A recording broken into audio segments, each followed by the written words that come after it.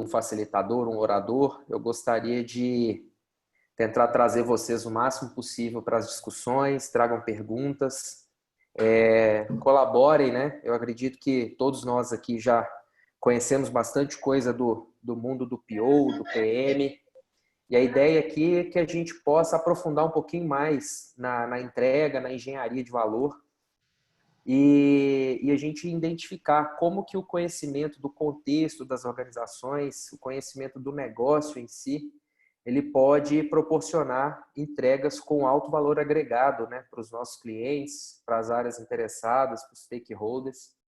Então, eu gostaria realmente de poder contar com a colaboração de vocês, o apoio, trazer vocês para essas discussões. Fiquem à vontade para me parar aqui a qualquer momento para trazer perguntas. A Carolina Nunes, ela está aqui conosco também. Carol, se apresenta, por favor.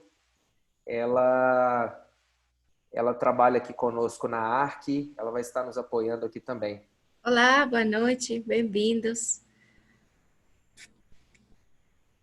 A Carol, ela está aqui comigo como facilitadora também.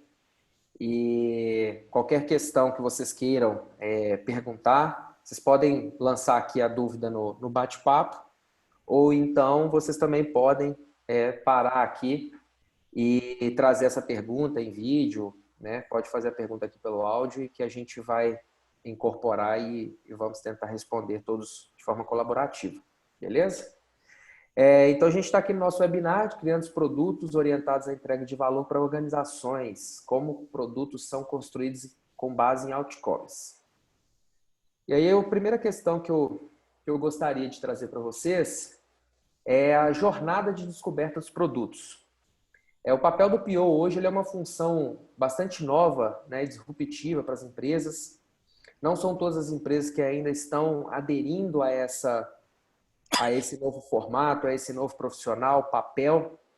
E à medida que as empresas vão tomando conhecimento, elas vão entendendo a importância com que esses profissionais eles agregam valor ao negócio, está se tornando mais comum encontrar mais profissionais, né? Product owners, product managers. A gente tem, inclusive, papéis em C-level que são voltados exclusivamente para produtos, né? Então, a gente está vendo que a expansão do mercado de produtos, de gestão ágil de produtos, ela está crescendo.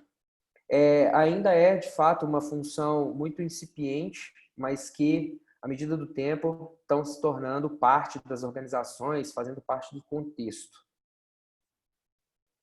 E para a gente iniciar, eu gostaria até de conhecer um pouco melhor vocês e fazer a pergunta de o que vocês já sabem sobre gestão do upstream.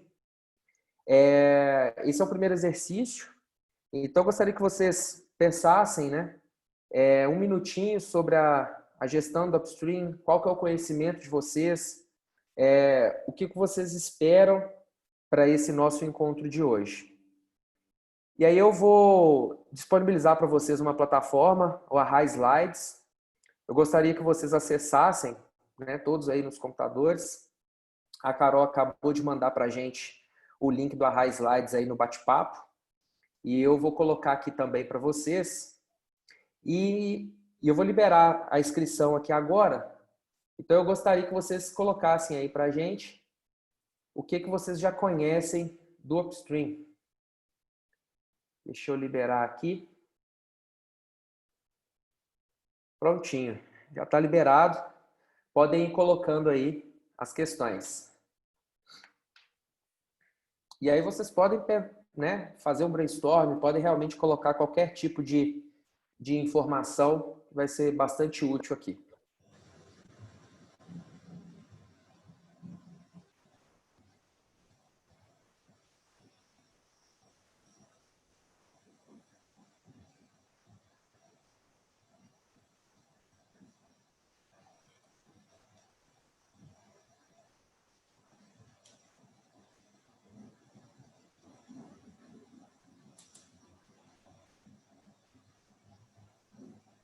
Estão conseguindo incluir, pessoal? Beleza, Renan. Bacana. Bacana. Muito pouco, não realizamos ainda esse tipo de gestão. Bacana. A gente vai conhecer um pouquinho mais sobre isso aqui.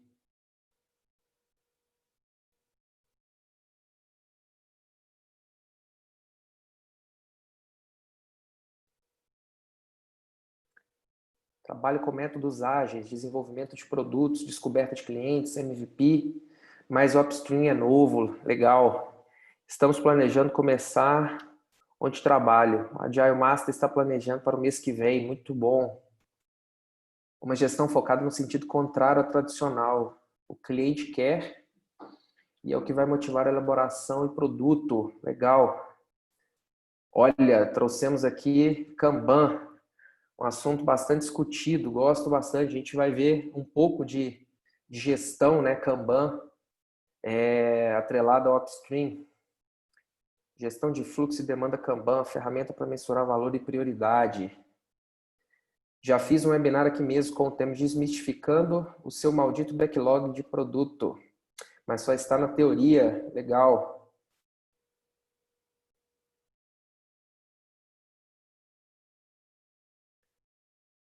É o trabalho anterior à execução e desenvolvimento. Bacana, pessoal. Estão surgindo aqui algumas ideias muito interessantes.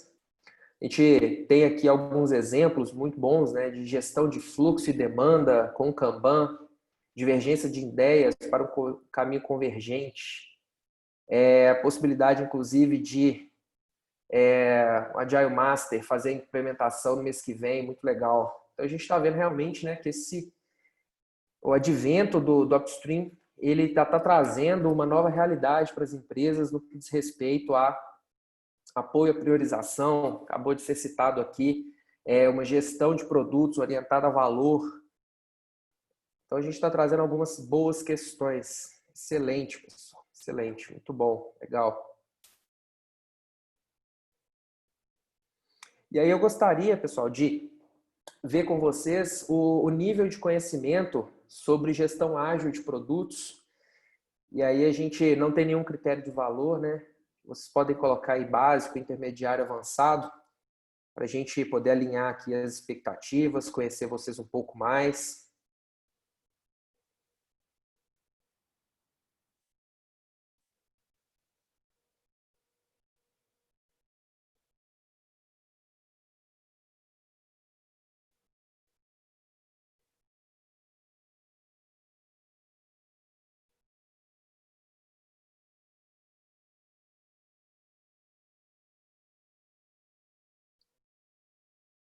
Beleza, muito legal. Então a gente está aqui na 50% nível intermediário, bacana.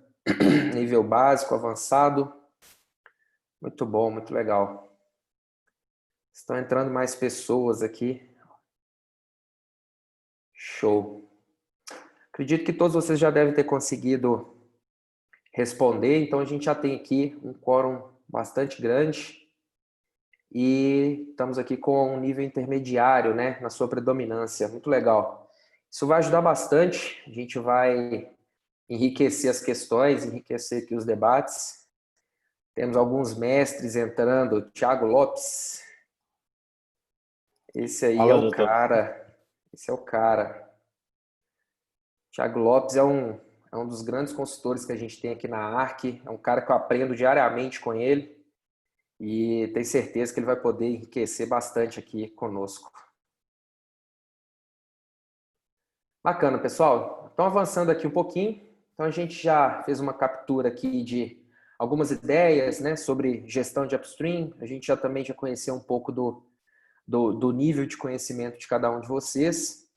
E eu gostaria de fazer um debate com vocês, de trazer as informações aqui de características do PO e do PM de sucesso. É claro que a gente tem diversas características, aqui eu citei apenas algumas delas, que eu considero talvez as mais importantes, que é conhecimento do negócio, disponibilidade, autonomia, comunicação. E aí, pensando aqui em termos de conhecimento do negócio, além de entender sobre desenvolvimento de software, desenvolvimento de produtos, gerir o backlog de um projeto, também exige aqui um nível de conhecimento muito grande do PO, né? Ele precisa conhecer o negócio que ele está inserido.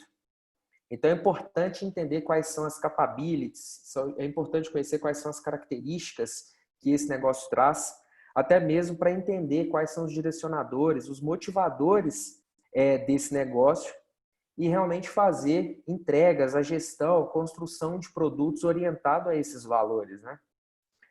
Então, somente com a visão de business é possível garantir que o desenvolvimento do produto ele esteja alinhado aos interesses da empresa.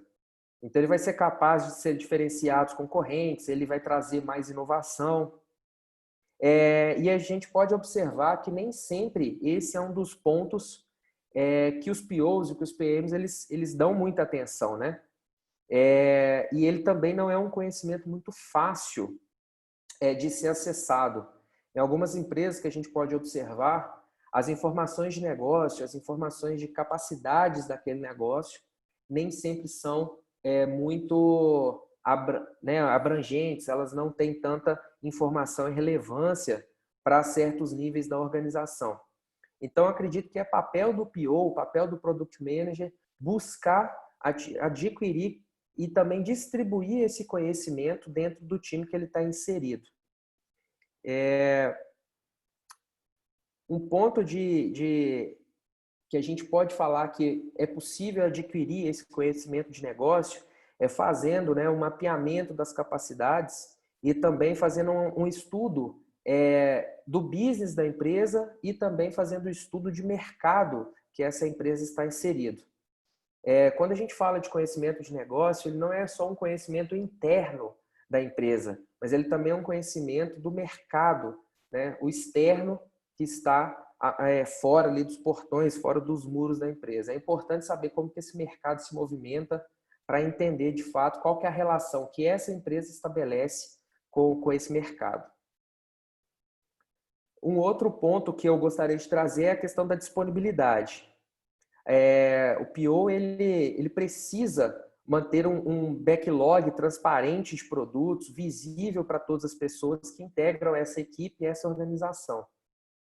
E, paralelamente a isso, ele também deve se mostrar disponível na maior parte do tempo, né, para discutir as demandas de negócio, termos de priorização, as informações que permeiam esse backlog. Então, é importante que o PO ele tenha total disponibilidade para ficar realmente por conta, para que ele possa fazer, de fato, a gestão dessas informações. A autonomia ela confere, né, ao Product Owner, ao PM, a uma pessoa de confiança dentro da empresa.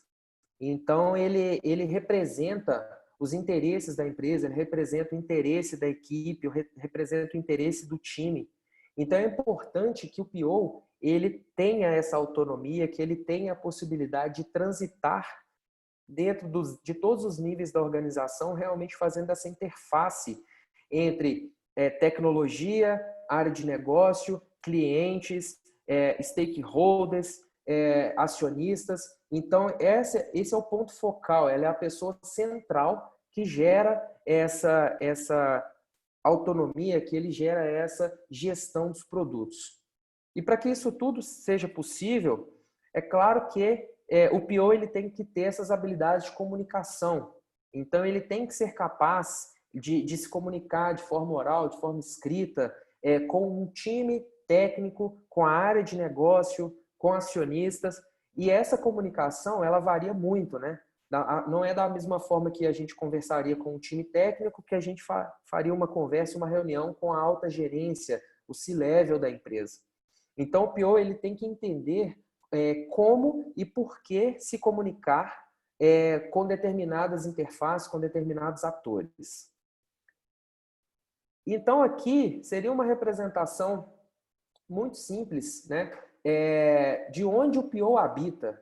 Ele transita ali entre os times de tecnologia, a gente está trazendo aqui também os times de UX, né? Design, e aqui pode se envolver um pouco das áreas de negócio. A gente também está permeando ali no meio da área de business. Então, o PO ele tem que ter essa habilidade de comunicação, autonomia e disponibilidade para conseguir fazer com que toda essa engrenagem funcione. Ele precisa realmente conseguir fazer essa interface entre todas as áreas e fazer com que as informações que estão sendo geradas ali sejam claras, né? Sejam limpas para todos os níveis. E aí eu gostaria de trazer para vocês aqui que uma outra característica, né, do PO de sucesso é o pensamento sistêmico.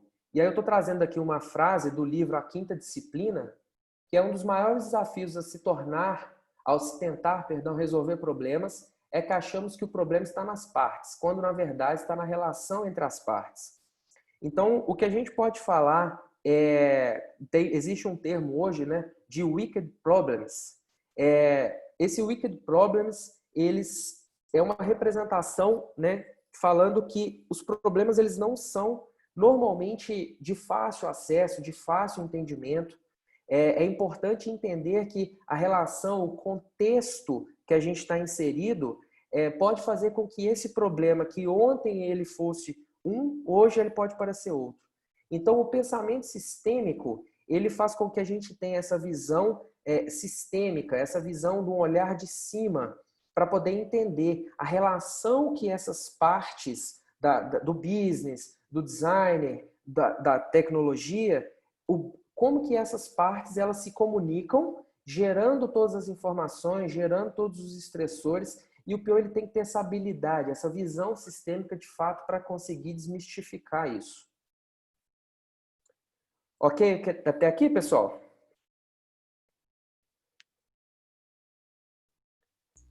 Ok. Legal.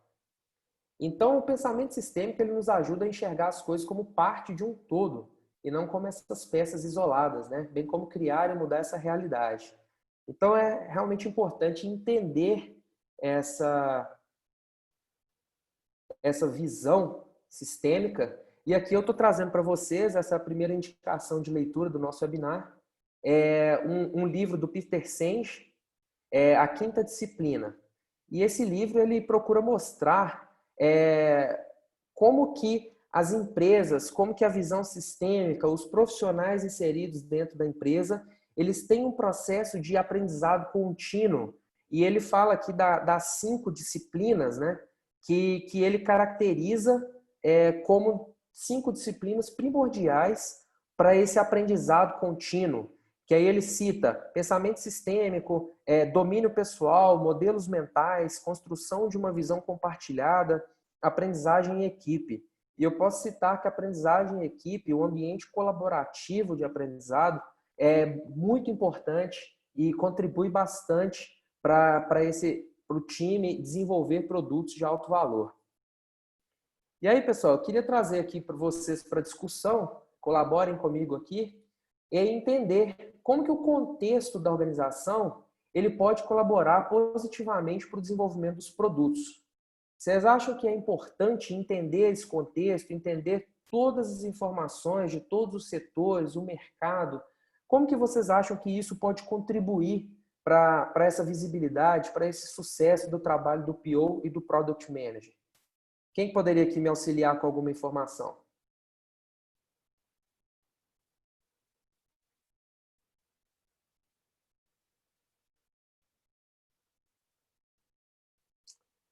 Não? Ninguém arrisca? Tiago, Ricardo?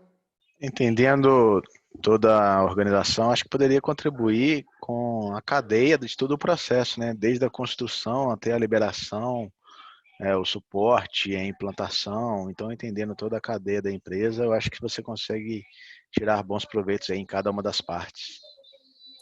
Bacana, legal, Robson. Obrigado. E faz todo sentido, né, pessoal? É importante a gente entender o porquê que um determinado produto está sendo desenvolvido.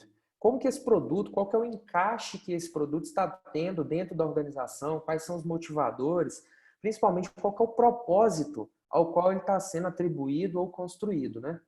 E aqui eu quero trazer para vocês um artefato bastante interessante e que é muito utilizado principalmente em oficinas de design thinking, design sprint, que é o mapa de contexto.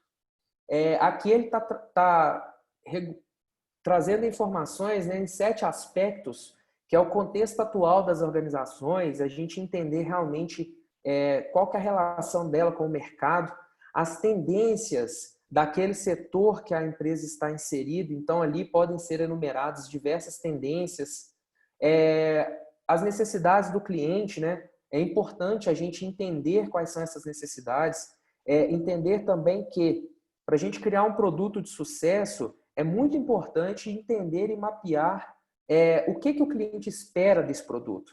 E aí eu falo cliente, pode ser tanto um cliente interno quanto um cliente externo. As regulações, dependendo de qual mercado que a empresa está inserida, existem regulações, né, normas e leis que fazem com que esse produto ele tenha que tomar algum rumo. Quais são os fatores tecnológicos que a empresa precisa seguir ou que são tendência de mercado para que os produtos sejam, de fato, trazendo inovação, sejam inovadores. Então, isso aqui é um artefato bastante interessante. Depois vocês podem pesquisar um pouco melhor. E ele, como eu disse, está muito atrelado às oficinas de Design Sprint. É bastante interessante entender e visualizar essas informações. E aqui eu já quero começar a inserir com vocês, de fato, o conceito, né, de gestão de upstream. Diante dessas informações que a gente já está levantando aqui, eu quero destacar alguns pontos, né, que a gestão de upstream ele é um método de gerenciar o entendimento de necessidades dos produtos e problemas de negócio. Então, a gente vai fazer aqui uma arqueologia das informações, a gente vai validar esses dados com os usuários, a gente vai fazer uso de técnicas e estratégias de levantamento de requisitos, de validação desses requisitos, prototipação. A gente tem diversas técnicas, né, que estão ali permeando dentro da gestão de upstream e que vão nos apoiar e ser direcionadores para esses produtos. O upstream, ele pode ou não utilizar quadros Kanban para visualizar os fluxos de valor, o desdobramento dos itens. Você dá print na tela toda hora. Oi, perdão? Isso é lindo demais. Achei que estavam falando aqui. Legal.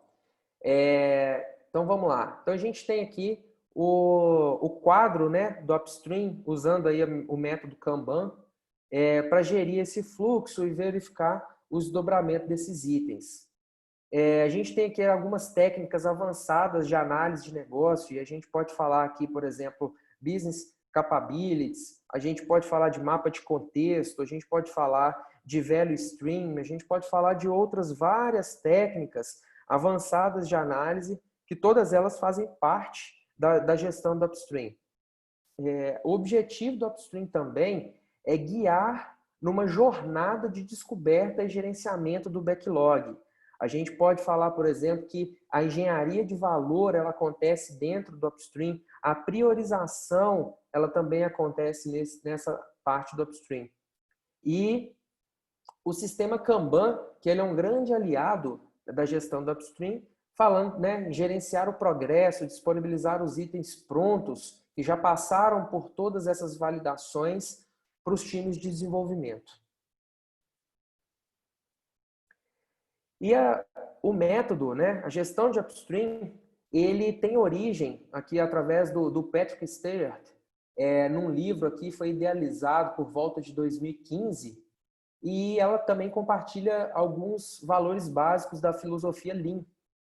E então ele percebeu que os times de desenvolvimento, eles levantavam as informações que podiam, as áreas de negócio levantavam as informações que podiam, mas eles não tinham umas etapas específicas para fazer esse discovery, a descoberta dessas informações. Então é bastante importante essa visão que o Patrick teve, que ele conseguiu de fato separar e desvincular a etapa do downstream, né, que é o desenvolvimento, com a etapa do upstream de levantamento de todos esses dados.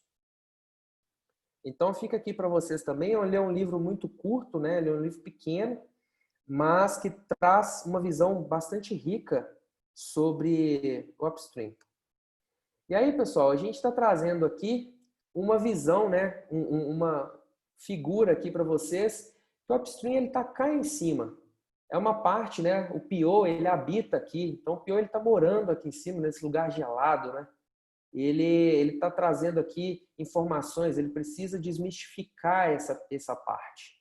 Então ele tem que entender as necessidades do cliente, antecipar os problemas, modelar, criar e valorizar essas opções. E aqui é importante, pessoal, o primeiro conceito, que é o ponto de compromisso, né? Está representado aqui por essa ponte. Esse ponto de compromisso, ele estabelece que depois de passar todas as etapas do upstream, todas as informações já foram levantadas, e aí entendemos que esse não é um fluxo linear.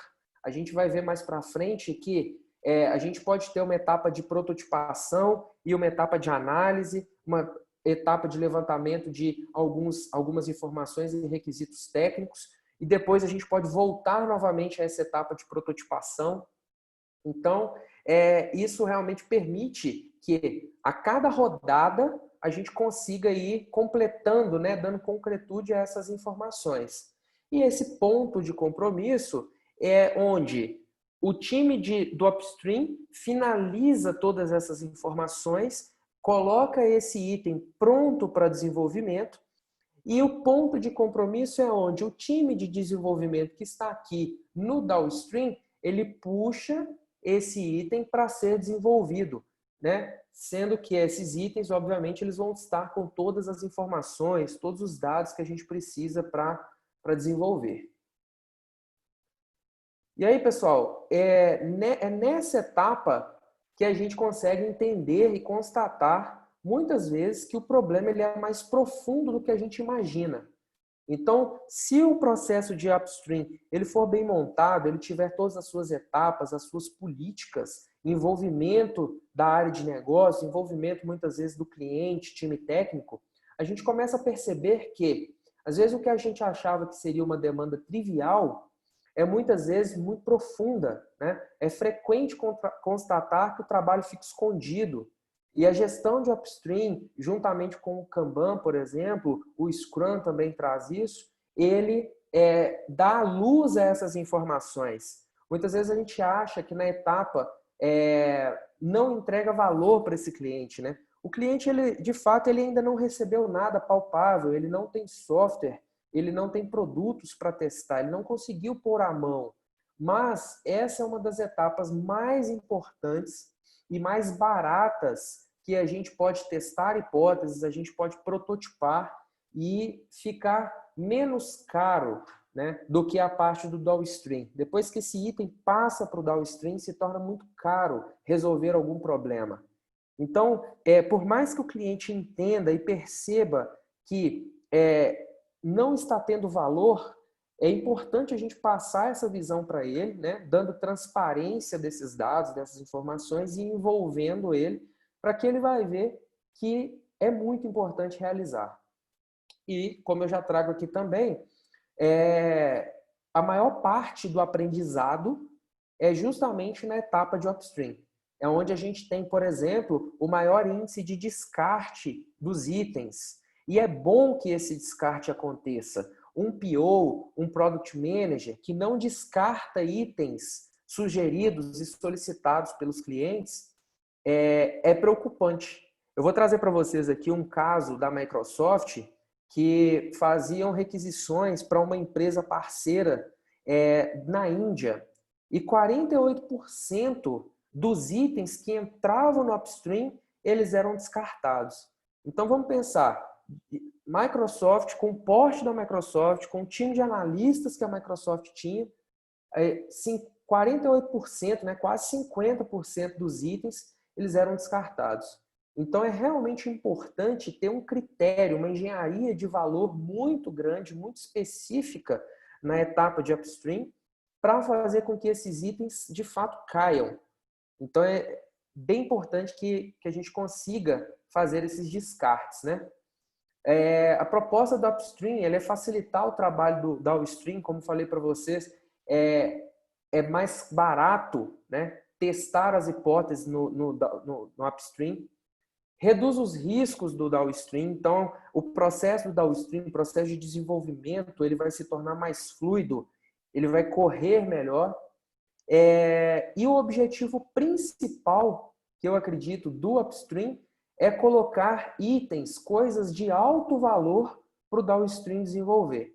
Então, é justamente a etapa que a gente faz esses descartes. Aqui a gente pode trazer, por exemplo, né, testar e selecionar ideias, identificar as melhores opções, fazer essa engenharia de valor. E aí um ponto que eu queria trazer para vocês, esses nossos dois carinhas aqui conversando, é para a gente tomar um cuidado com o backlog dado e o backlog emergente, né?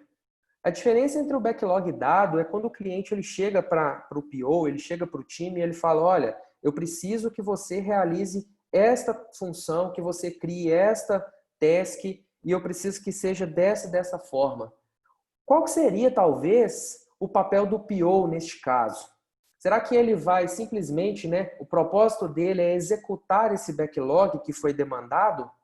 Ou será que seria mais ou menos esse aqui? Ele vai olhar para aquele backlog, ele vai identificar um product backlog, ele vai verificar os itens, ele vai verificar o que ele pode deletar, ele vai verificar a priorização desses itens. Então ele vai verificar, ele vai olhar assim, será que esse backlog que está sendo dado, ele é de fato apropriado? Será que é isso que o meu cliente final está querendo com o meu produto? E aí surge a melhor das hipóteses, que é o backlog emergente.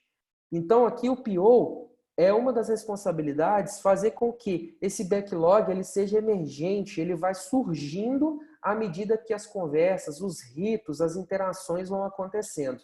Então nessa troca de ideias, o cliente vai fazendo suas proposições, o time vai fazendo essas proposições, e o interessante é que no final, todos colaborando, todos informando, vão gerando as oportunidades e as opções para que só depois dessas opções sejam geradas as hipóteses de solução. Então, acho que é importante a gente entender, né, essa questão do backlog dado e do backlog emergente e sempre que possível a gente tentar trazer esses ritos para que o backlog ele seja realmente, ele emerja, né, ele venha surgindo. E aí eu já quero entrar um pouco para o nosso tema principal de hoje, que seria como que um produto ele entrega valor. E aí a gente tem aqui alguns aspectos, né? Como que ele entrega valor para o negócio, como que ele entrega valor para o usuário ou cliente, para a própria organização. A gente vai verificar aqui algumas ações de como que isso pode acontecer. E é importante a gente pensar em valor, upstream, gestão dos produtos, olhando aqui algumas oportunidades e algumas informações. A gente tem que olhar sempre para fora da organização, né? Então a gente tem que ver as oportunidades de mercado, o que o feedback de mercado está trazendo para a gente, procurar fazer pesquisas para entender realmente esse mercado, os produtos e os serviços que o mercado já tem, fazer uma análise de concorrência, um benchmarking com o mercado, para ver de fato quais são essas tendências. E aí já trazendo um pouco para dentro, a gente precisa avaliar as oportunidades, realizar a concepção desse produto, realizar a defesa desse produto, o desenvolvimento. Então, tudo isso a gente tem que ser analisado, tudo isso faz uma roda, uma engrenagem, né, para que essa engenharia de valor aconteça. Trazendo aqui também um pouco dessa gestão de produtos e avaliar as oportunidades, é importante perceber aqui alguns aspectos, né? Definir o mercado-alvo, entender bem qual que é a persona, quem que é o meu cliente, o que esse cliente ele está esperando, qual que é o cliente do meu cliente, quem que essa última pessoa está esperando de informação. Então é importante entender todos esses aspectos para correlacionar com os aspectos e os motivadores de dentro da empresa, para que essa cadeia de valor, essa definição de proposta de valor, ela aconteça. Então, o Jefferson, ele até citou aqui que lembra o Canvas, né? Então, a gente tem aqui diversos Canvas, de fato, do mapa de contexto, do Value Stream, mapeamento de jornada, Então, a gente tem aqui várias informações, vários artefatos que podem proporcionar essa definição tanto do mercado-alvo quanto da definição da proposta de valor. E aí aqui a gente traz uma validação de encaixe, né? O fit do mercado e do produto. Então, como que a gente pode entender um pouco melhor esse fit? Como que a gente pode verificar? É através de testes de hipótese. Então, a gente tem aqui, por exemplo, definição de MVP. Esse MVP ele pode ser definido com a maior engenharia de valor, os melhores itens para ir para o mercado, para ser testado. A gente sempre fala, né, de clientes amigos que testam a solução antes delas ir para o mercado. Então, existe muito feeling entre o produto e o mercado e a maneira com que isso é desenhado, planejado. O roadmap do produto, é importante que esse roadmap ele seja amplamente validado, tanto com a área de negócio, quanto com o cliente, área técnica. É muito importante perceber todos esses aspectos. E aí, só depois de avaliar todas essas oportunidades, de identificar tudo, é aí que a gente vai preparar e realizar uma defesa das teorias que foram geradas, das hipóteses que foram geradas para esse produto. Trazendo aqui também um conceito bastante interessante, que é do Business Discovery. O Business Discovery ele traz aqui 5 aspectos, basicamente, das descobertas, né, da arquitetura corporativa. As soluções normalmente não são observadas, né? Não existe tanta informação sobre a empresa. E se essa descoberta ela for limitada a uma descoberta técnica, por exemplo, sem levar em consideração aspectos da organização, é muito provável que essa solução perca as melhores oportunidades de negócio.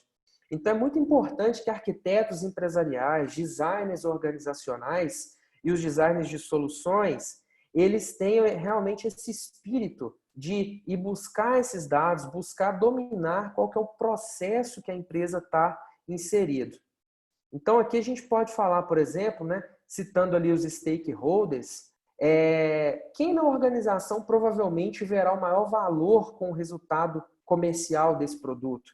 Quem tem mais probabilidade de apoiar essa transformação? E aí a gente está falando de buscar capital político realmente para conseguir endereçar e destinar as aprovações que a gente precisa para a construção de um determinado produto. Quem que tem o maior interesse no sucesso desse produto, no sucesso dessa transformação? Então, esses são os principais stakeholders citados aqui no Business Discovery. Então, uma vez que a gente conseguiu entender para quem esse produto está sendo direcionado, quais são os motivadores, aí a gente passa aqui para entender um pouco sobre os resultados de negócio. Um resultado de negócio ele é um resultado conciso, ele precisa ser definido e observado nos desempenhos dos negócios. E aí a gente pode falar, por exemplo, aqui de medidas de controle que são os KPIs, né, que atuam diretamente ligados aos OKR. Então, o OKR ele é um grande direcionador para a área de desenvolvimento. Então, se um PO, se um PM não conhece quais são os motivadores, mesmo que a empresa não trabalhe com políticas de OKR, políticas de KPIs, ele pode questionar, ele pode verificar de fato quais são as metas, qual que é a visão, qual que é o propósito da empresa para ter esses direcionadores. Os drivers de negócio, eles capturam basicamente o desafio atual, né, da empresa, o que essa empresa encontra de impedimentos, o que essa empresa tem de pontos fortes. Aí a gente pode definir drivers de empresa com uma análise SWOT, entender quais são todos os aspectos que essa análise SWOT está trazendo. Então a gente começa a entender cada vez mais, se aprofundar mais sobre essa ótica empresarial. Entender as metas e as métricas que essa empresa utiliza, né? Os indicadores de performance, os indicadores comerciais, as várias áreas de negócio dentro da empresa normalmente tem metas, né? Então, é um dos objetivos da empresa correr atrás dessas metas. Então, como que nós, levando aqui para o âmbito de tecnologia, nós da TI podemos dar suporte para essas métricas, para esses direcionadores. Então, é bastante importante observar todos esses aspectos, entender a relação que o produto está propondo em virtude dos KPIs, dos OKRs, das métricas, das metas que a empresa tem enquanto organizações. Avançando aqui um pouquinho, então, as capabilities, né? A gente precisa entender no que a empresa ela pretende e ela tem um propósito de ser boa. Ela pretende entregar para o mercado. Então, se a gente está entregando um produto de software que ele promete fazer uma conversão muito rápida de vendas, trazer um apelo visual para o cliente, trazer um apelo de usabilidade, trazer mais flexibilidade. Será que esses são os capabilities? Será que essa é a proposta de valor que a empresa está propondo? Então, muitas das vezes, o produto ele é criado, ele é direcionado para entregar algo que a empresa não está procurando neste momento. Então, realmente é importante entender e observar esses aspectos para que a gente consiga direcionar o desenvolvimento desses produtos em virtude também desses capabilities. E, por fim, os business outcomes, entendendo que uma determinada hipótese de solução não necessariamente vai trazer o resultado esperado para aquela empresa.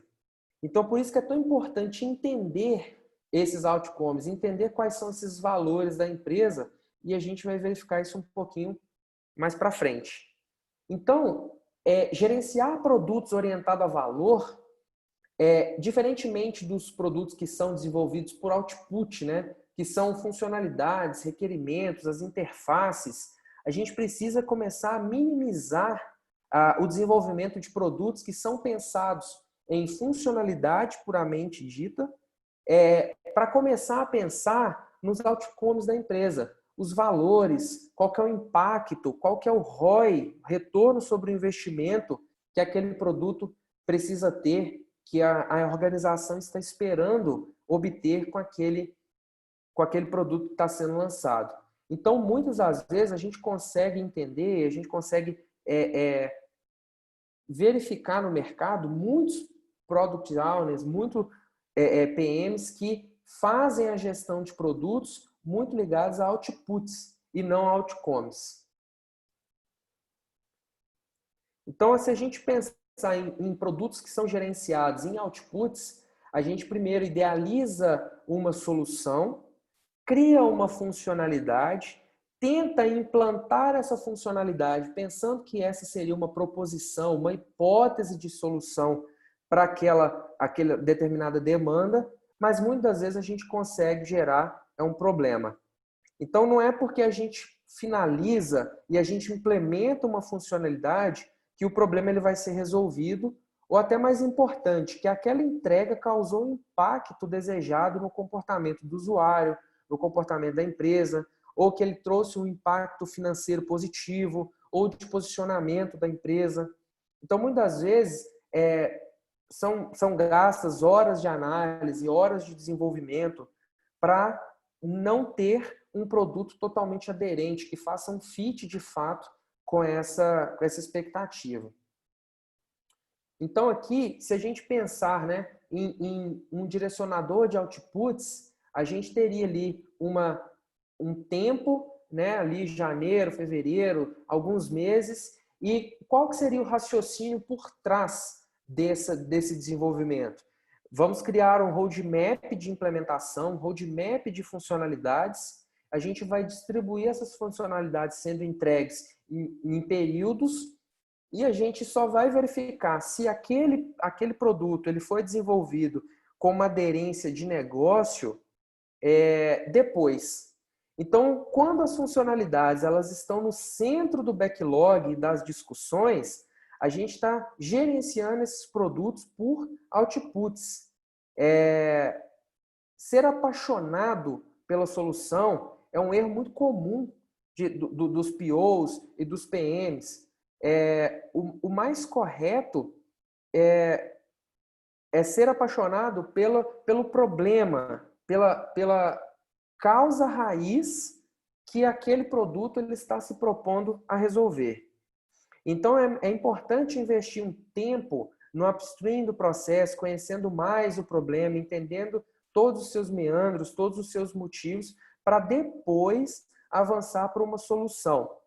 O pensamento A3, né, que é um outro pensamento direcionador e solucionador de problemas, ele fala para a gente resistir à tentação de ir direto para uma solução e para a gente realmente massificar e estressar as proposições, o entendimento daquele problema antes de realmente propor uma solução. Porque só assim a gente pode, num curto espaço de tempo, propor talvez uma solução um pouco mais assertiva. Então, diferentemente de gerenciar produtos por outputs, eu estou trazendo aqui a visão de gerenciar produtos por outcomes.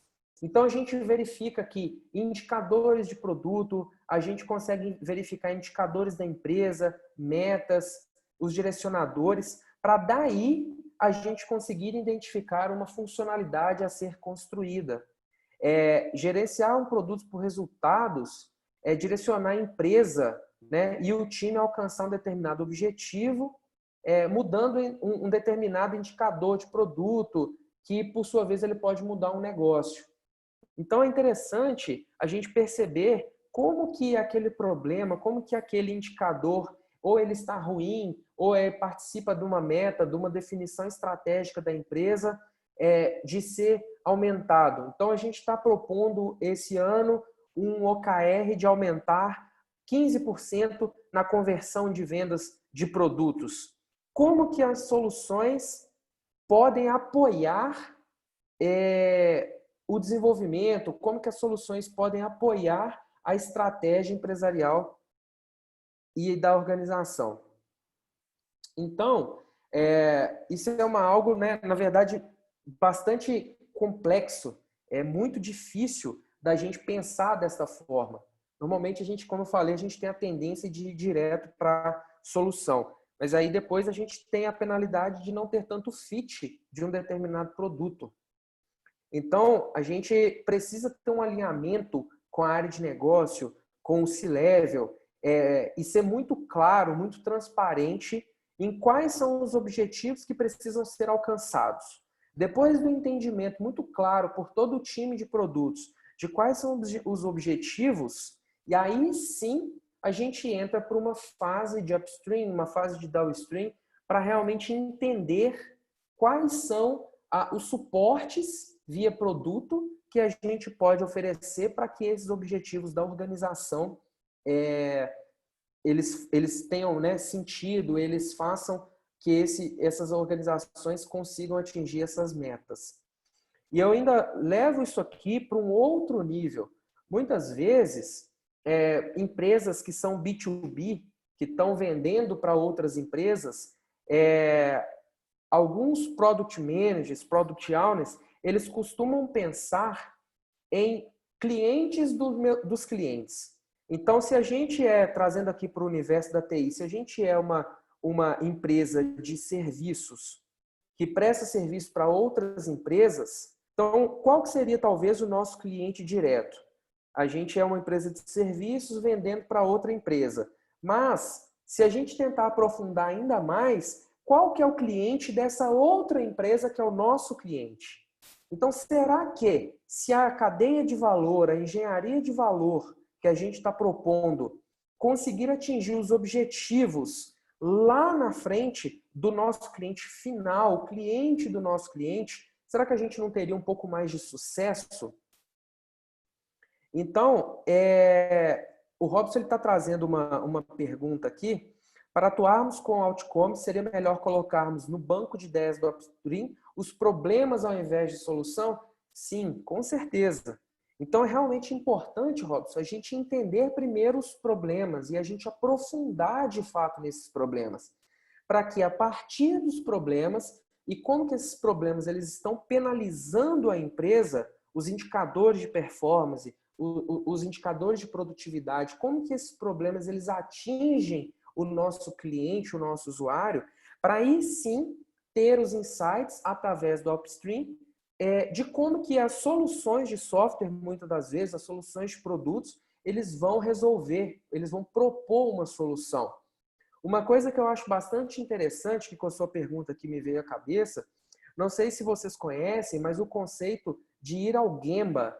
Ir ao Gemba é quando a gente está indo de fato na raiz do problema. É um termo, né, japonês, e ele fala o seguinte, olha, se o problema está acontecendo no chão de fábrica, se o problema está acontecendo no setor comercial e de vendas, vá ao chão de fábrica. Veja o problema acontecer, converse com quem está passando por esse problema. Então, com isso, é muito interessante entender e ver quais são os impactos que esse problema está trazendo, quais são os fatores estressores que esse problema está gerando. Então, se a gente começar a pensar em construção de produtos por outcomes, entendendo os problemas e depois propondo a solução, é muito mais provável que a gente vá chegar, de fato, em soluções que geram impacto. Então, eu acho que é realmente importante a gente ter essa atenção e entender, de fato, sobre o que são os outcomes, são os direcionadores e metas da empresa. Então, trazendo aqui, gerenciar, né, os produtos por resultados é direcionar a empresa e o time a alcançar um determinado resultado, um determinado objetivo, mudando um determinado indicador de produto, mudando um indicador de negócio ou de performance. Então, se a gente pensar em indicadores mensuráveis por aquele time, por aquela empresa, é importante que o usuário ele participe dessa gestão, porque ele vai ser o principal beneficiado sobre aquilo ali. Então, eu estou trazendo essa figura para vocês aqui, que diferente daquela primeira que nós vimos, a gente está percebendo que, para a solução do indicador de performance, do indicador empresarial número 1, a gente está propondo a funcionalidade, a solução 1 em 2. E aí, a partir disso, depois de imputado, depois de colocado essa solução, que é ainda uma hipótese, a gente vai verificar se a gente está tendo uma aderência, né, àquela solução. Se aquele indicador de performance ele pode ser modificado por aquilo que foi entregue. E é importante envolver, né, obviamente, todas as áreas. Se o time faz isso sozinho, tem grande chance de fracassar ou tem, então, alguns entraves muito grandes.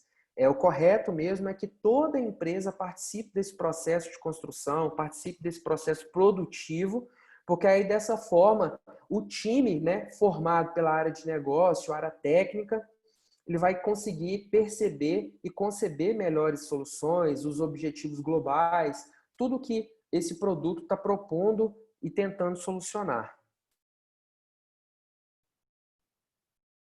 Então, pessoal, olha só. Essa outra aqui é uma figura bastante interessante, né? Que ele está trazendo aqui para a gente. Qual que é o resultado desejado? E aí, nessas proposições, a gente gera algumas oportunidades de mudança. E aí, a partir disso, a gente está gerando essas hipóteses, essas ideias. Então, Robson, voltando aqui na sua pergunta, talvez ali, ó, no resultado desejado, a gente poderia colocar entre parênteses ali também problemas que precisam ser solucionados, né? Não necessariamente o resultado desejado precisa ser melhoria de algo, ele precisa ser um indicador de performance. Pode também ser uma solução de um problema. E aí a gente fazendo essa analogia, a gente entendendo esses problemas, aí sim a gente consegue gerar valor com esses outputs. Então aqui, passando um pouco mais sobre algumas técnicas e algumas questões de concepção e design, para realizar o design, a gente tem aqui, por exemplo, o Design Sprint, né, que a metodologia foi criada pelo Google. Existe um livro famoso do Design Sprint, capa azul, ele fala de fazer o dobro do trabalho em menos tempo, né? Então, é basicamente aqui uma oficina, normalmente ela tem de 3 a 5 dias, com diversas etapas que são respeitadas e que o objetivo principal dessa etapa é a entrada de um produto, a entrada de uma questão, um direcionador, e várias soluções, várias hipóteses vão sendo testadas até que uma ou duas hipóteses sejam selecionadas. E a partir dessas hipóteses que foram selecionadas, a gente vai testar e vai tentar implementar para resolver essa questão. Um outro ponto também, a gente tem aqui as Lean Inceptions, que também tem um tempo normalmente maior de duração, né? Já vi acontecer Lean Inception de até 15, 20 dias, e é uma outro método, outra técnica também, que traz uma elicitação, um entendimento sobre esses problemas. Mapear jornada de usuário. E um dos pontos importantes para mapear essa jornada de usuário é o que eu citei. Ir ao Gemba é tentar entender de fato como que o usuário se comporta, qual que é a dinâmica de uso do usuário sobre aquela solução e principalmente quais são os problemas. Então é muito legal estabelecer essa jornada de usuário, porque a gente consegue entender de fato qual que é a dinâmica do seu dia a dia e o que esse usuário espera. Outra técnica interessante também é o VPD, né? O Value Proposition Design. Então, ele está trazendo aqui, esse é um canvas que a gente pode depois aqui buscar o template dele, mas ele está também procurando entender qual que é o valor, né? A proposta de valor ao qual aquele produto está sendo direcionado. Ok até aqui, pessoal? Gostaria de trazer perguntas, dúvidas?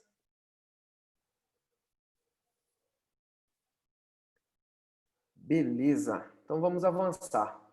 Então aqui, depois de uma etapa, né, de realizar o design, de entender de fato o mapeamento dessa solução, a gente passa aqui para uma etapa de refinar os requisitos.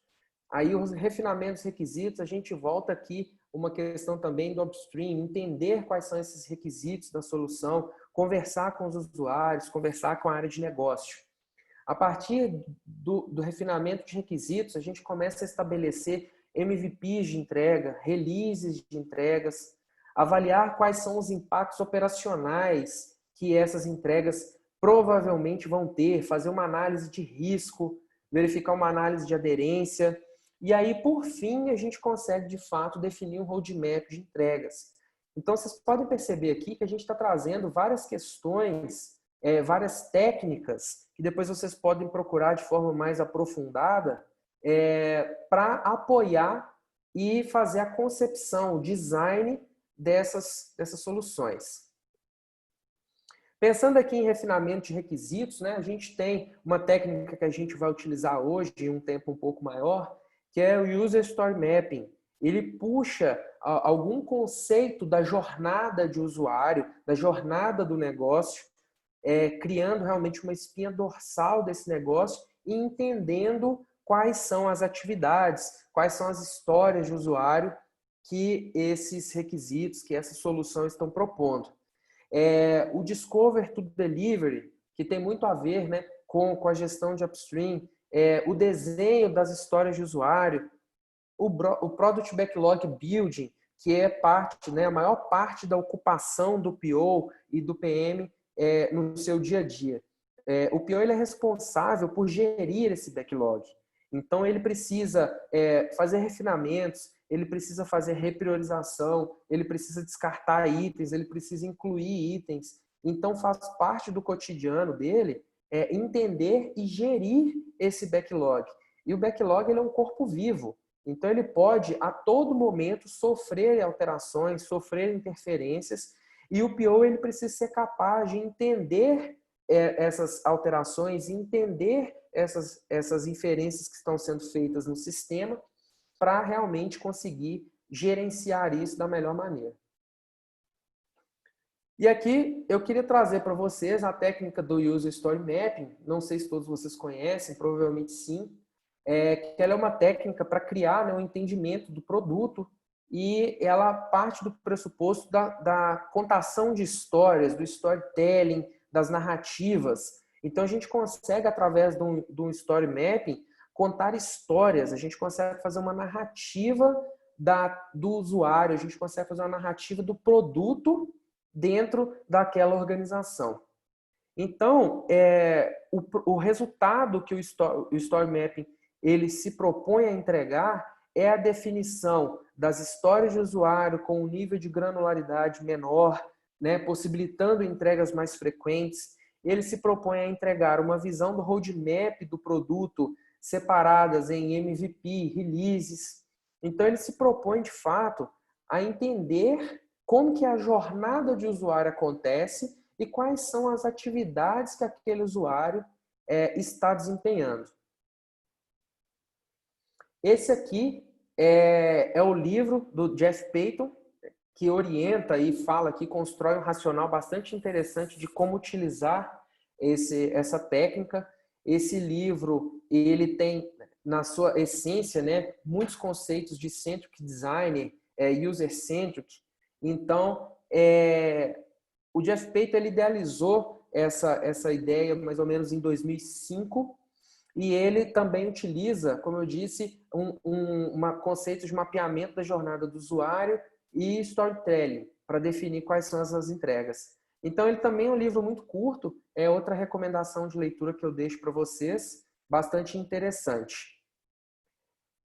Fernanda, posso sim, Fernanda. Carol, eu vou te pedir, por gentileza, para acessar aqui o material, né, os PPTs, e nós temos 3 livros ao todo dentro desse PPT, e aí eu gostaria que você mandasse aqui para a gente, por favor, no grupo.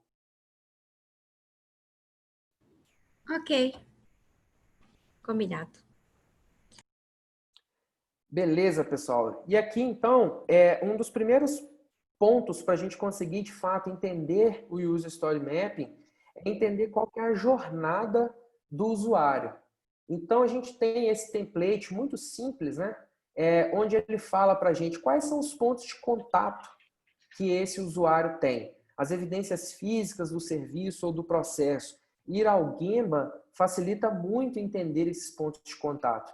E aí vocês podem verificar, por exemplo, seguindo aqui uma lógica de uma empresa de departamentos, como que o cliente se comporta, por onde que ele entra, quais são as ações, quais são as interações do cliente com a empresa, quais são as interações de um setor com o outro, as dependências. Então, a gente começa a entender os pontos de contato, como que o negócio funciona. Então, vocês vão perceber que até o momento, a gente já tem aqui mais de 1 hora, a gente está sempre falando em termos de organização. A gente ainda não chegou no ponto de falar assim, então vamos gerar uma solução. Então, é bastante importante, é bastante extenso esse caminho para realmente entender quais são as funcionalidades que vão resolver o problema do usuário.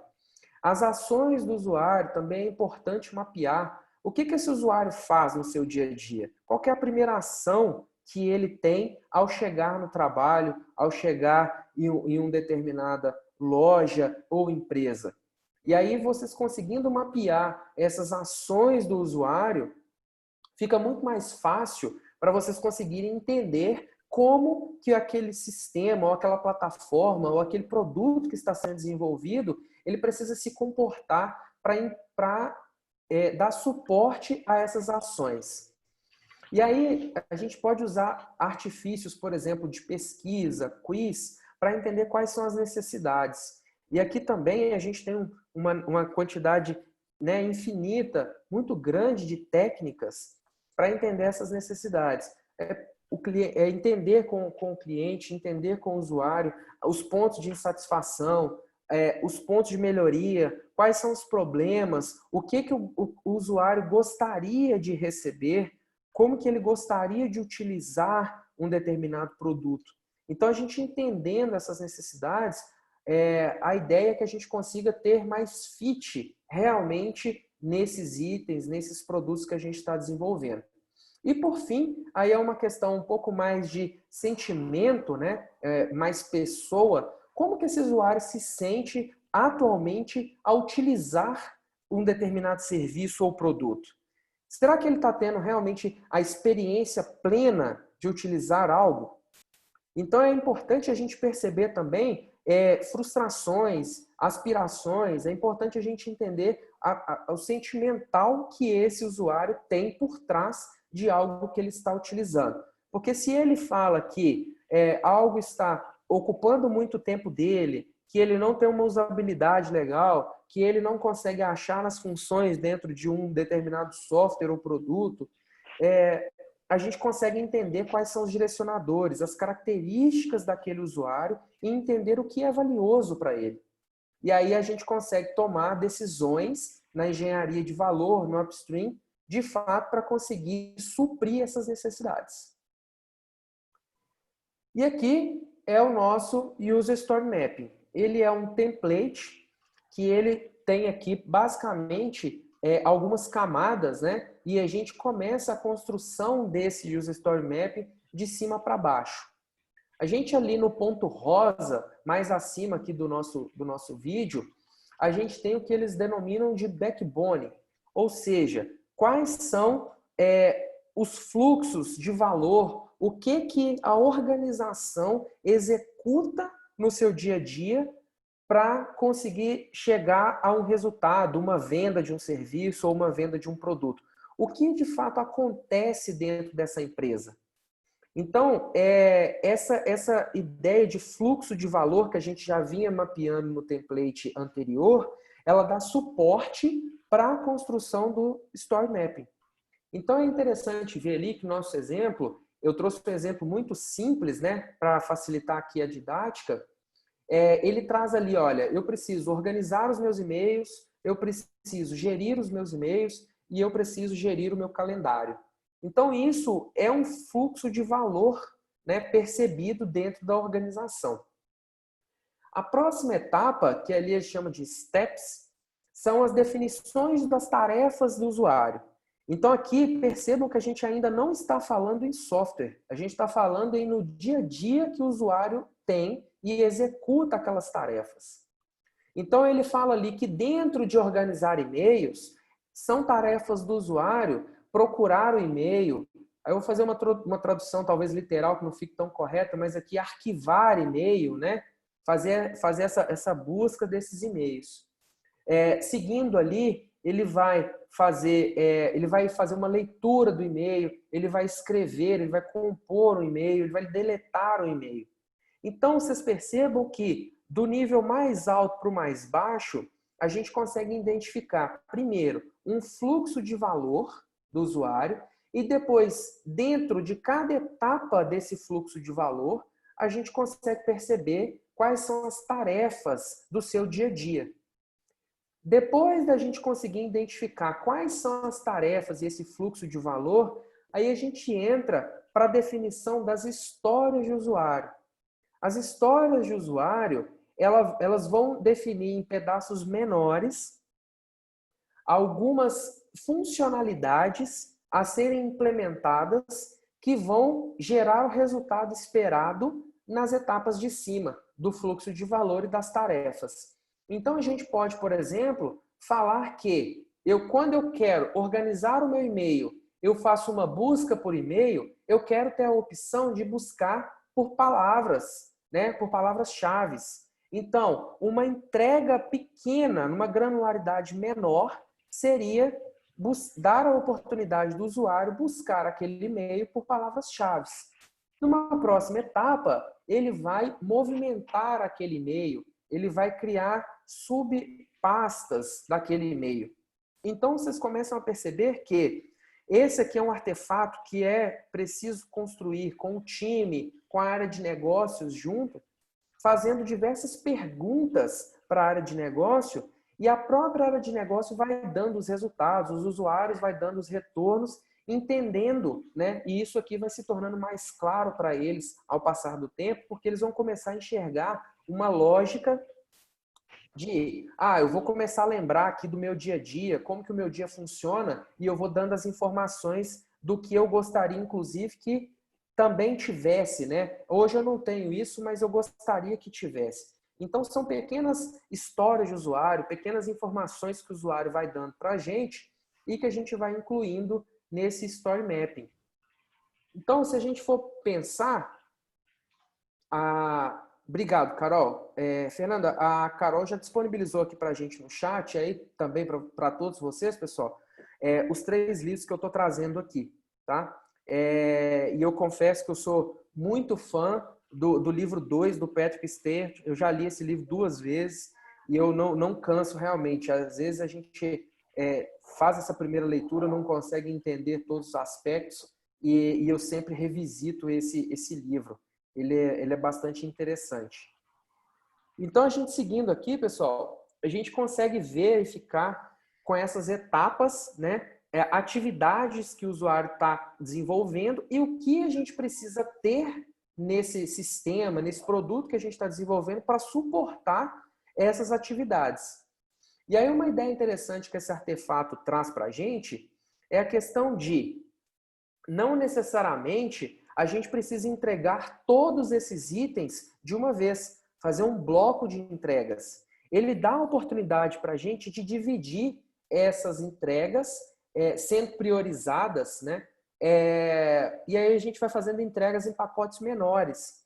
Então a gente pode, por exemplo, entregar em uma primeira entrega, um MVP, histórias como eu vou procurar por palavras-chave, eu vou criar a possibilidade de movimentar o e-mail e criar subpastas. Eu vou dar a oportunidade de abrir o e-mail e depois eu vou dar a oportunidade de aceitar e reenviar, por exemplo, ou rejeitar uma tentativa de e-mail, uma tentativa de um invite, de uma reunião. Então a gente começa a perceber qual que é a menor entrega de valor, né? A menor entrega de itens com a maior entrega de valor que a gente consegue fazer num primeiro momento.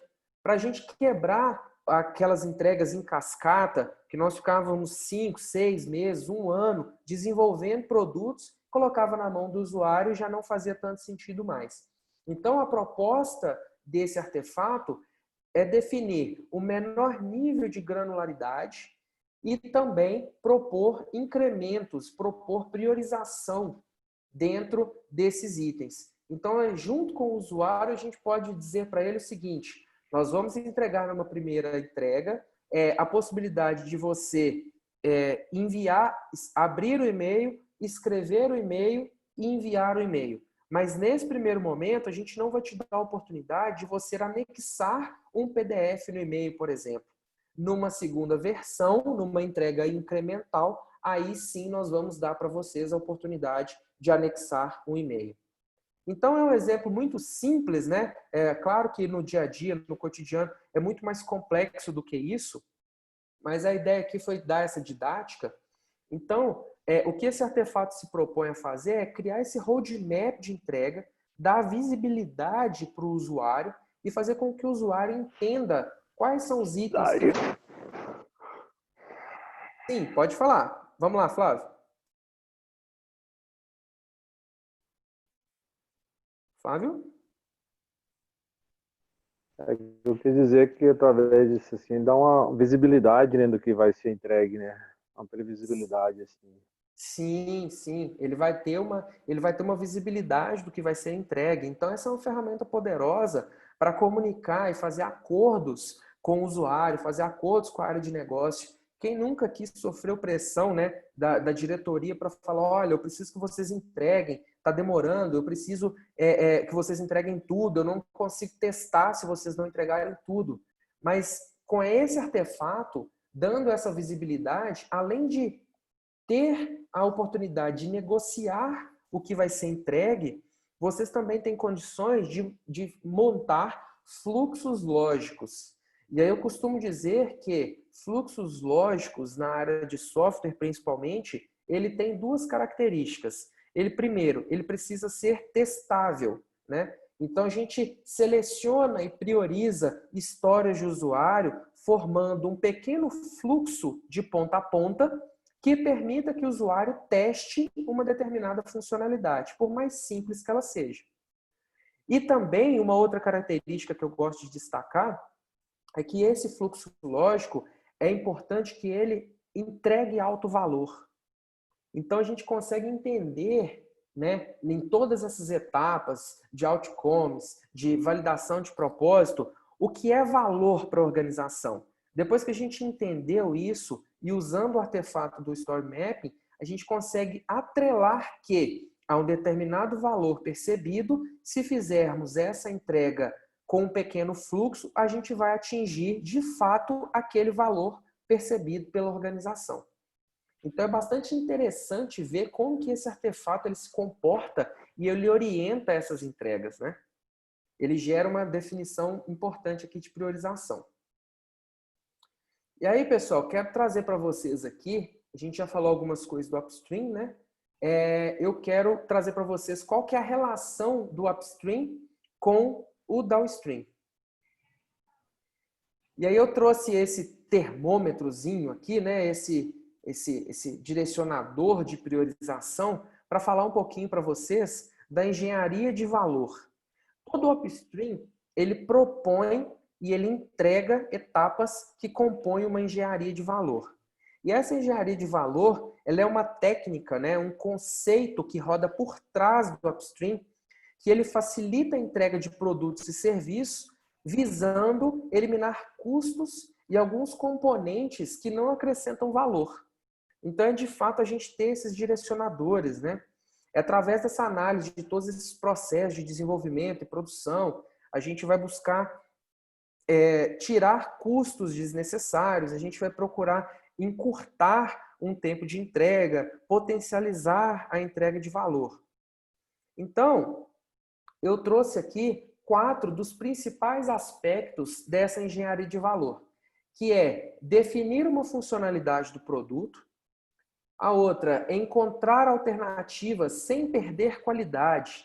Então, primeiro, depois que a gente faz toda essa engenharia, passa pelo upstream, a gente verifica essas funcionalidades, esses contextos organizacionais, definindo uma funcionalidade, qual que é a alternativa que temos para entregar o menor tamanho possível, só que sem perder a qualidade. Isso só é possível se a gente entender exatamente quais são as expectativas em cima do que está sendo entregue. Avaliar as alternativas, né? Então a gente primeiro define a funcionalidade, encontra as alternativas sem perder a qualidade, e aí a gente avalia essas oportunidades, essas proposições que foram geradas. Uma vez que a gente avaliou essas alternativas, a gente vai para as implementações de fato. Então, essa engenharia de valor, ela valida uma série de informações atreladas à organização que propõe, de fato, né, é mais um filtro para propor, de fato, uma entrega. E aqui eu quero trazer para vocês um funil, né, de upstream passando as demandas para o downstream. Então, se vocês olharem no topo desse funil, a gente tem ali diversas oportunidades. A gente tem ali o nosso backlog emergente, muitas das vezes o nosso backlog que foi dado, as percepções, tudo que o time conseguiu levantar de informação. E aí a gente faz a captura dessas oportunidades. Depois, num nível, entrando mais para o upstream, num nível mais justo, um pouco mais fino, a gente consegue aqui, por exemplo, fazer uma síntese, a gente consegue começar a descartar alguns itens. Então a gente começa a perceber realmente o que importa, o que vai gerar valor de fato.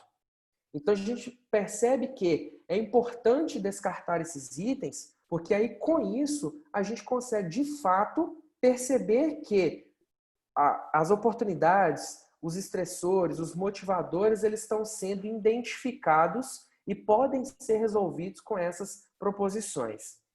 E aí a gente começa a funilar ainda mais. Vamos entrar para uma fase de análise. A gente vai analisar, a gente vai verificar todas as informações.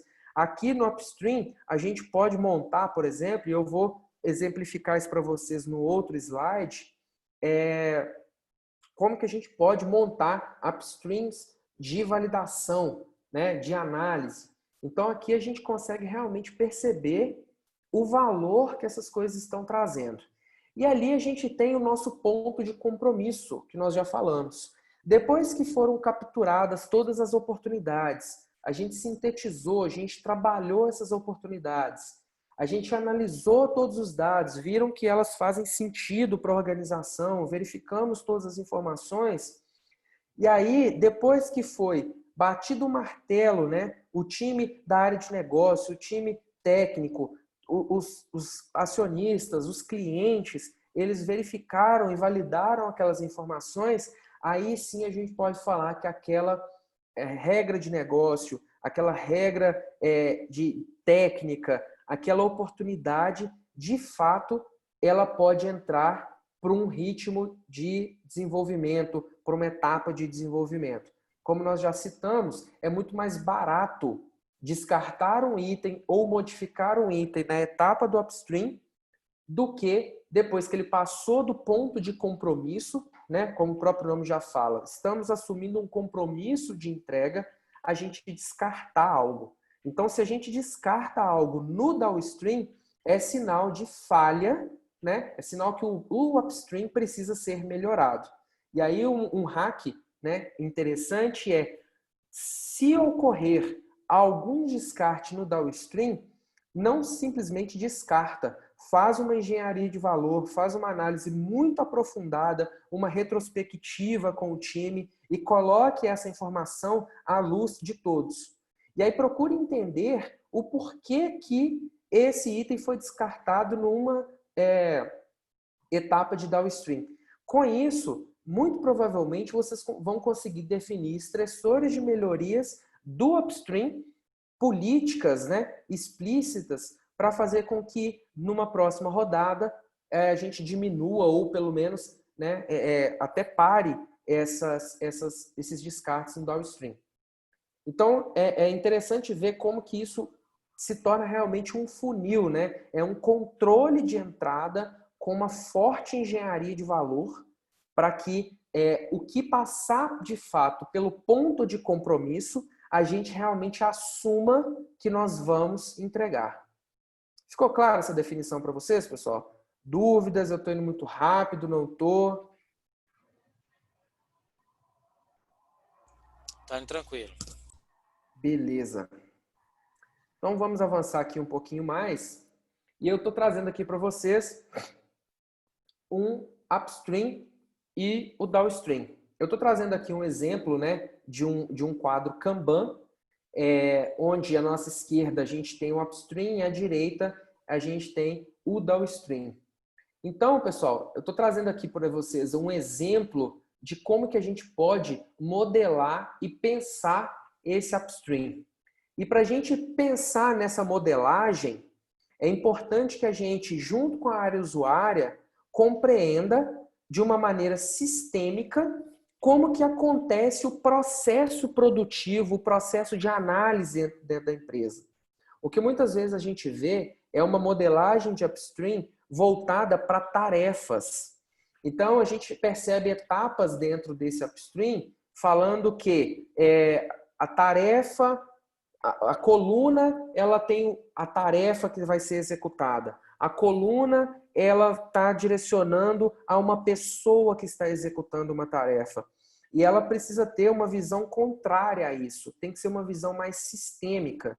Então, ao invés da gente atrelar essa etapa do upstream ou alguma dessas etapas a uma tarefa de uma pessoa específica, é importante a gente entender quais são as etapas de design que a gente está propondo ter para gerar robustez a essa funcionalidade. Quais são as etapas de definições de regras de negócio? Quais são as etapas de definições de cunho técnico? Então, quando a gente for pensar em modelar um upstream, é importante a gente entender como que esses setores da empresa, essas etapas que a empresa executa, né, elas colaboram entre si. Então, se a gente for parar para pensar em uma modelagem, eu posso trazer, por exemplo, um backlog, uma lista de opções, a gente pode fazer uma prototipação, depois a gente pode ter, por exemplo, uma validação desse protótipo, depois a gente tem uma definição de regras de negócio, e aí a gente pode trazer, por exemplo, coisa que não é muito visto, porque algumas empresas, alguns POs, eles entendem que etapa de análise é minha responsabilidade, eu não preciso envolver o time técnico. Não, procure incluir o time técnico também nessas análises. E aí vão sair análises mais ricas, tendo, por exemplo, quais são os dados, quais são as APIs, quais são os scripts, banco de dados, quais são as informações que o time técnico está propondo e está levantando na etapa de upstream, que vão fazer com que depois que todas essas etapas passarem pelo ponto de compromisso, caindo no downstream, e aí ele passaria basicamente aqui, ó, do ready to commit, ele passaria para ready to start, né, que é o backlog do downstream, todas as informações, inclusive técnicas, já vão estar levantadas. E aí é interessante perceber que essa é uma técnica muito poderosa também para aumentar a velocidade do time. O time ele consegue, né, desenvolver algo muito mais rápido. Ele tem uma percepção de valor sendo entregue muito mais rápida. E aí a gente atrelando esse upstream à granularidade menor das histórias de usuário que o User Story Map propõe, o time ele tem uma visão muito clara do backlog, ele entende o que precisa ser desenvolvido. Então essa aqui é uma representação, né, de como que vocês podem modelar e mapear as etapas do upstream, fazendo com que o objetivo final seja a concretude, a robustez dessas informações. E o que talvez não está representado aqui nesse modelo que eu trouxe para vocês, que geralmente fica aqui abaixo do upstream, é uma caixinha, né, de descarte, é uma caixinha de lixo dos itens que foram caindo ao longo daquelas etapas. Então, o que existe inclusive métricas, né, do upstream que informam qual que é o percentual das demandas que foram caindo. E é interessante mostrar para direção, é interessante mostrar para a média gerência, para falar assim, olha, tá vendo aqui todos os itens que a gente está recebendo, pegando o exemplo aqui da Microsoft, 48% dos itens, eles caíram, eles não tiveram sentido. E aí isso gera, inclusive, uma pressão, um estressor de melhoria das áreas, da diretoria, de quem está envolvendo e desenhando essas demandas, como que eles podem melhorar também os seus processos. Um outro ponto interessante é, se a gente pensar em escalabilidade, e aí o Kanban também, né, ele traz isso muito bem, ele permite que a gente faça uma expansão, a gente expanda esse upstream e esse downstream de forma horizontal. De que maneira? O upstream ele pode não ficar restrito ao envolvimento da área de desenvolvimento, da área de definição e análise. Ele pode, por exemplo, pegar áreas de usuário. Então, a área usuária ela vai começar a imputar dados, imputar informações dentro desse upstream, e aí com as várias etapas de análise, as técnicas que nós verificamos hoje, eles vão começar a perceber que alguns itens também estão caindo, eles vão começar a perceber que existe um trabalho muito forte sendo executado nessa etapa de upstream. E aí gera essa visibilidade, porque muitas vezes a gente precisa responder, né, como nós já citamos, olha, mas vocês não desenvolveram nada, já se passaram em algumas semanas e vocês estão entregando o quê? Não, olha, área usuária, a gente tem aqui, a gente está dando transparência para vocês, vocês estão percebendo que a gente está aqui atuando em alguns itens, e inclusive muitos deles caíram porque já não estavam fazendo tanto sentido para o negócio, para a organização e seus direcionadores. Então é importante perceber que a gente pode vir envolvendo, né, à medida que os times forem ganhando maturidade, a gente pode vir envolvendo mais áreas, mais setores para gerar essa transparência. Então, da mesma maneira, isso pode acontecer no downstream. O downstream, muitas das vezes, igual aqui a gente tem, por exemplo, ele está trazendo aqui para a gente read to deploy. Então, ele está indo até uma etapa que o time de desenvolvimento ele está levando isso para a produção, ou ele está homologando. Então, a gente consegue vir também colocando etapas ali de teste, que aí é um teste interno dentro do time de desenvolvimento. A gente pode incluir, por exemplo, puxar a área usuária que faz a homologação daquela demanda, a gente pode incluir uma etapa ali sendo feita, né, de homologação. A gente pode incluir uma etapa de colocar em produção. Então, a gente pode também, para a direita, ir crescendo esse fluxo e crescendo essas etapas de forma que um dos grandes objetivos que o upstream e o downstream, seguindo uma linha Kanban, ele propõe, que é a visibilidade de todo o fluxo de trabalho, ponta a ponta. Então, é bastante interessante a gente perceber como que o upstream, de fato, prepara esses itens para que o ponto de compromisso seja respeitado e esses itens não caiam, de fato, nessa etapa de downstream. Beleza, pessoal? Tranquilo esses conceitos aqui? Bacana. Eu gostaria muito de escutar alguma pergunta, alguma observação. Quem se arrisca?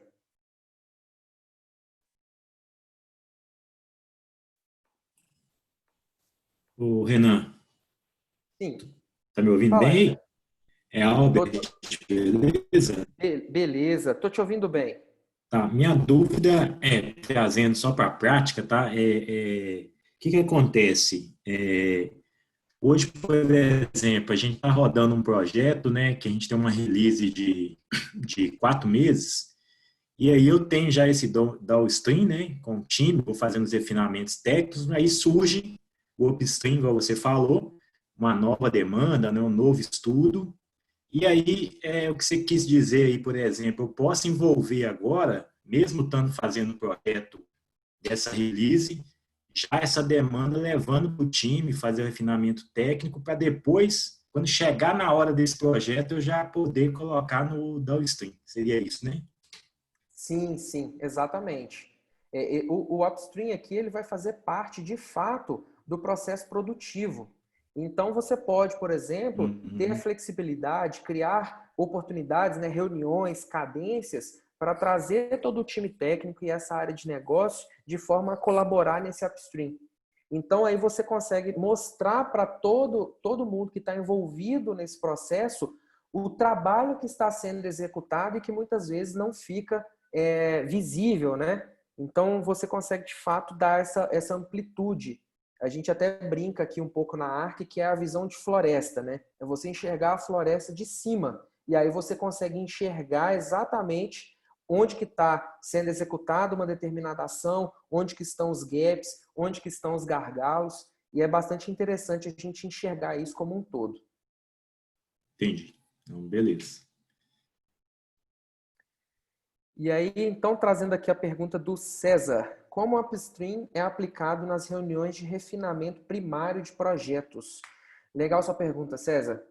O upstream, ele a partir do momento que a gente vai recebendo essas demandas, ele junto com, por exemplo, o User Story Mapping, as etapas que o upstream foram desenhadas, a gente vai conseguindo entender como que essas demandas vão entrar para esse fluxo. Então, numa reunião de refinamento, por exemplo, se o upstream foi desenhado com etapas que envolvam tanto a área de negócio quanto a área técnica, é importante que você consiga trazer todas essas informações, todas essas pessoas para dentro de uma mesma sala, de maneira a colaborar com essas etapas. Então, uma sugestão que eu posso fazer para você é, quando você for fazer uma etapa de refinamento, abra o quadro do upstream e do downstream junto com essas opções, e aí vocês vão conseguir, de fato, ir passando ali etapa por etapa, fazendo essa definição. E uma coisa importante que eu posso adicionar também é o seguinte, em cada etapa do upstream, e aí, César, serve de uma orientação para o time, você pode definir políticas de passagem de um item, de uma etapa para outra. Por exemplo, Se você tem uma etapa de refinamento e definição de requisitos, e a etapa sequente é a etapa de validação desses requisitos, só será permitido, e aí é uma política, né, e a gente pode entender uma política como uma regra, só será permitido passar da etapa de refinamento de requisitos para validação de requisitos se houver um protótipo desenhado, se houver uma definição de requisitos com o template padrão dessa definição, se houver os critérios de aceite, se houver as definições de pronto.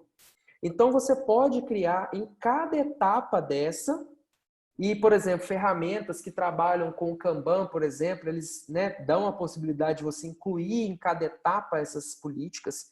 Essas políticas elas vão gerar um estressor no sistema de qualidade. Eles apoiam muito a gestão de qualidade e a engenharia de valor dessa gestão de upstream.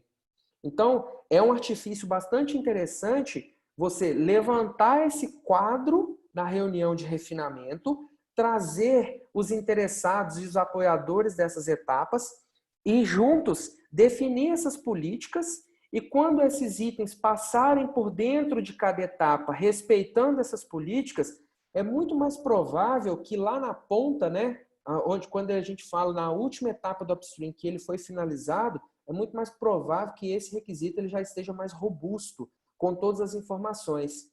E é bastante interessante, junto, definir essas políticas de aceite, né, esses critérios, que a gente chama de políticas explícitas. É importante que o time de desenvolvimento também participe disso, porque aí com isso eles podem falar, olha, para que a gente consiga, por exemplo, desenvolver uma integração entre sistemas, uma definição e modelagem de banco de dados, trazendo aqui para o universo da TI, a gente precisa que o DBA esteja aqui, que o DBA faça uma modelagem, ou que a gente precisa que o time de BI traga uma determinada informação, porque nesse ponto específico, nessa história, a gente não vai conseguir avançar sem que isso esteja incluído. E aí, qual que é a mágica que o Upstream propõe?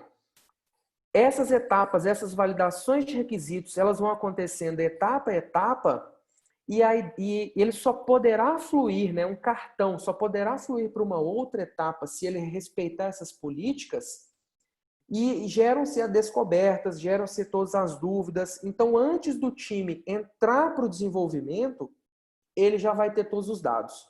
Essa que é a ideia. Então, acontece bastante em times que utilizam Scrum, times que utilizam Kanban para gerir o desenvolvimento de software. Falar aqui, por exemplo, vou citar aqui um caso do Scrum. A gente tem uma time box da sprint de 15 dias, foi feita uma sprint planning, nós colocamos aqui algumas histórias de usuários para ser definidas, nós fizemos um planning poker para definir uma estimativa, um tamanho dessas histórias. E aí, com isso, no final da sprint, a gente não conseguiu entregar todos os itens. E muitas vezes, quando a gente vai verificar e validar essas informações, esses itens ficaram bloqueados, formando filas, né, gargalos dentro do downstream, porque uma determinada informação não ficou clara. O time de desenvolvimento não tinha uma query, não tinha uma API, ou ela não tinha uma regra de negócio. Então, o momento de descoberta que é do upstream e de dar robustez a essas informações, que é realmente essa mágica, né, que o upstream propõe. Respondido, César? Era isso mesmo?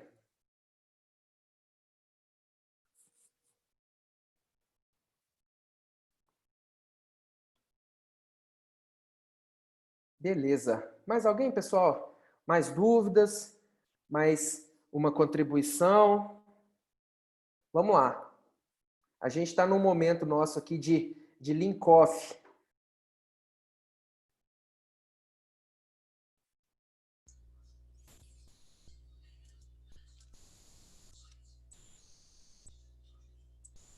Bacana. Beleza, César. Obrigado pela pergunta. Pessoal, mais alguém gostaria de trazer mais alguma questão? A gente já está passando aqui para o encerramento. E aí eu gostaria, inclusive, de trazer para vocês, vou pedir para a Carol deixar um link aqui no chat. A gente está, na semana do dia 29, fazendo um workshop de jornada de descoberta de produtos. Então, muitas das coisas que a gente viu aqui hoje e muito além, né, a gente vai trazer com algumas práticas, algumas dinâmicas, a gente vai usar o User Story Mapping, a gente vai trazer muita coisa, muita informação para realmente dar concretude a essa gestão de upstream, essa entrega de valor. Então, eu vou pedir a Carol para deixar esse link para vocês. Se vocês quiserem dar uma olhada, se interessarem por esse workshop, vai ser um prazer ter vocês com a gente.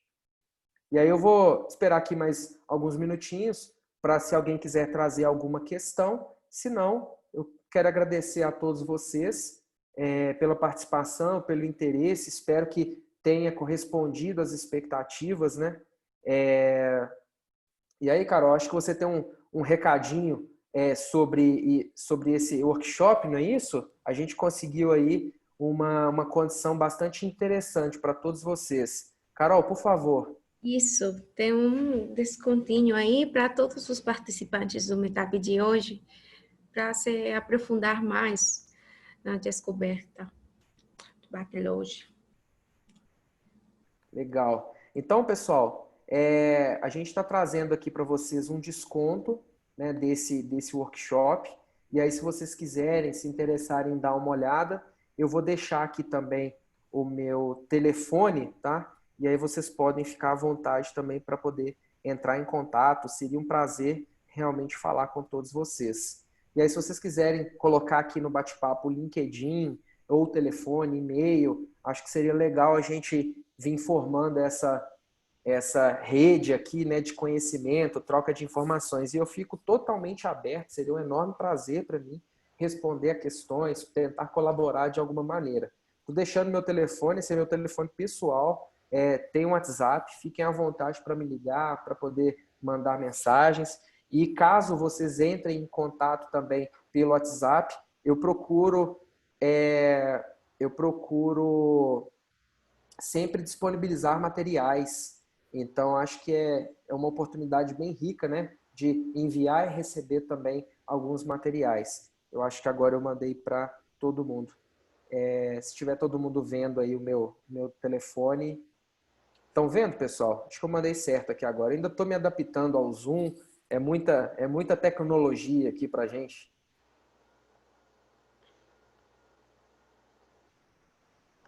Beleza, é isso. Pessoal, então, se ninguém tem mais dúvidas, eu gostaria de... Carol, por favor, se você puder pegar o contato da Márcia, porque aí, pessoal, a gente está com uma iniciativa também, aí acabar me esquecendo de falar, a gente está com uma iniciativa do seguinte: as pessoas que estão participando dos workshops, né, as pessoas que estão participando dos webinars da ARC, a gente está criando uma comunidade no Telegram de gestão de produtos, né? E eu gostaria de fazer o convite para vocês, a gente já está com o e-mail de todo mundo, eu gostaria que vocês me dessem a oportunidade de fazer o convite, e se vocês acharem que é interessante, convido a todos para entrar. Vai ser uma comunidade sendo gerida lá no Telegram, eu vou estar como curador dessa comunidade, então a gente vai fazer postagens, a gente vai trocar ideias, fazer perguntas, vídeos, vai ser bastante interessante e rica a troca lá. Beleza? Então eu já vou deixar essa disponibilidade para vocês. E aí, Carol, a gente está com e-mail de todos, não tá? Isso, exatamente. Legal. Então, pessoal, a nossa perspectiva é de iniciar essa comunidade na semana que vem. Então, como a gente já está com o e-mail de vocês, eu vou encaminhar e aí vai ser um enorme prazer ter todos vocês aqui nessa comunidade. Beleza? É isso aí. Pessoal, muito obrigado mais uma vez. Gostaria de agradecer. Tá tarde. Eu sei que tá todo mundo cansado, mas foi um enorme prazer estar aqui com vocês. E a gente vai se encontrar aí nesse workshop. E eu já estou preparando outros webinars também. E aí, com certeza, a gente vai disponibilizar. Tá bom? eu gostaria de agradecer. Muito obrigado de coração. Foi um enorme prazer. Valeu. Obrigado.